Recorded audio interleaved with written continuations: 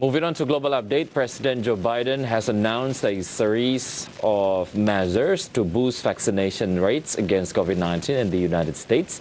Meanwhile, from Asia, Ford Motor Company will shut its car factories in India and record roughly $2 billion in restructuring charges.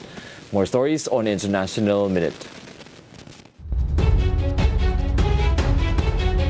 U.S. President Joe Biden has announced a series of measures to boost vaccination rates against COVID-19 in the United States, including requiring federal employees to get inoculated and mandating that large employers ensure their workers are vaccinated or tested weekly for the virus.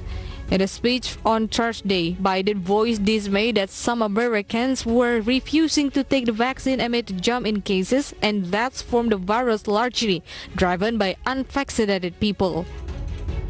President Vladimir Putin and his Belarusian ally agreed to closer economic ties and new loans from Moscow, and the Kremlin moved to capitalize on Alexander Lukashenko's international isolation.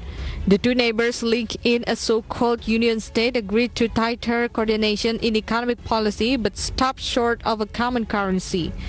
Russia will continue deeply discounted supplies of natural gas to Belarus through the end of next year, as the two move to gradually integrate energy markets.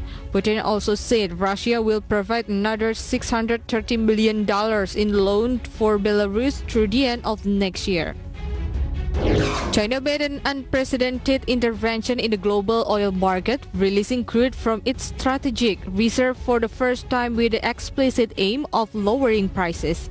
The announcement comes amid surging energy costs in China, not just for oil but also for coal and natural gas and electricity shortage.